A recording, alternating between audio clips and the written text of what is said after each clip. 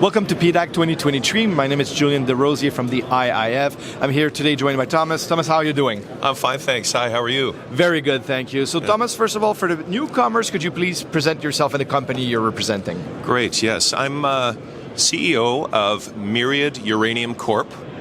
We're a fairly new uranium junior. We're an explorer. We're listed on the CSE. We have a large 1,800 square kilometer land package in Niger. We are exploring for uranium there. Exactly. That's great to hear because uranium is right now needed, obviously, like a lot of commodities. And also Niger is a proven jurisdiction to find it, to exploit it. So can you tell us a little more where you're exactly in Niger and who are your neighbors?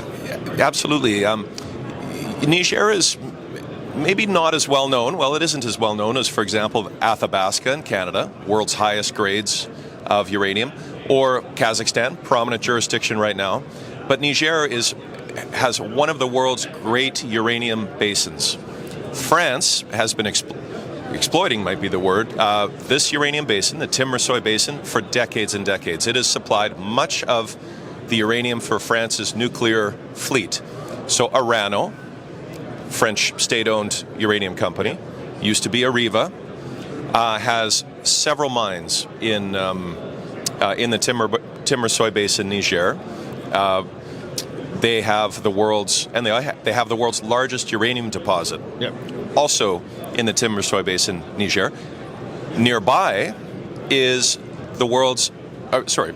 Africa's highest grade uranium deposit and one of the largest uranium deposits in Africa also.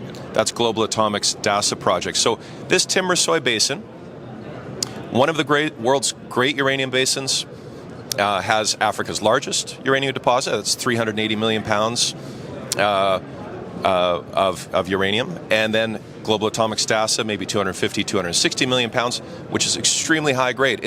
So my point is, the reason I go on, it's an extremely exciting jurisdiction. You're going to be hearing a lot about it. And not only that, but I mean, that means that there's infrastructure in place. That means that there's already access road. That means that there's high voltage lines that are going right next to it. So basically, this is as an exploration company, usually this is where you would. The best place to find a mine is next to a mine. This is a saying that in your case can be very much applied, I guess. And that's the point. Exactly right. So, in fact, we have 1,800 square kilometers of licenses. We are right up against, as close as you can get, to Myriad, again, Africa's largest uranium deposit. We are right on the same structure, just a little bit north. And this is an area that Orano, and before that, its predecessor named Areva, they were going to do intensive exploration of this area. That was their next step. But they didn't get to because there was Fukushima, et cetera, and they exited exploration in Niger. We have that license. We have their plans. We have all their historic data. They did quite a bit of exploration work there. It's extremely exciting. So we get to step in and maybe make the Myriad 2, the next Myriad discovery. We also have a beautiful license just south of that. It's called Afude, and that is very close to Global Atomic's DASA project. Global Atomic it's the best uranium project right now in Africa. We're only 19 kilometers away, down the same fault, same geology. It's extremely exciting. We have Areva's data. We're going to drill a little bit deeper, which enabled Global Atomic to make its discovery. Orano never got to do that, and that's our plan. So, we're hoping to be Global Atomic 2.0.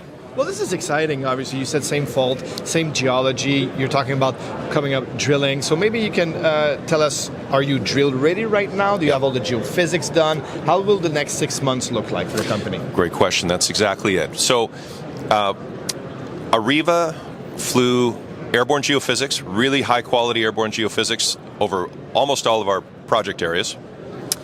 We have some ground geophysics already, some other surface work. They also drilled 24,000 meters of regional scale drilling. So we have all of that data. So we could start drilling. Yep. That is to your question. But what we're actually looking to do right now is just do a little bit of high resolution ground geophysics. Maybe some drone. We're going to do that near term over the next few months. That is going to allow us to even more accurately point our drills. I think then we have a lot of drilling planned. Yeah, and for sure, for an for a young company, early exploration stage like you are, even though with a lot of historical data, one thing is sure, adding to that data, adding more precision, making sure that the first drill you do are a hit rather than miss, or taking the chance that it could be a miss. This is something that could be absolutely company defining in the future. So how much money you have on cash right now, and what are you looking forward into money-wise within, again, the 6 to 12 months? So, I'll just pause and tell you about the money in a moment. But to your point about pointing the drill, what happened to Arriva, or Rano, on our license, in particular, just down 19 kilometers from Global Atomic Stasa, is they did geophysics, airborne geophysics and surface work, and then they drilled, but they missed the fault. Only after that did they do seismic. Exactly. We have all their seismic results, and we see that they knew that they missed, and they made a plan.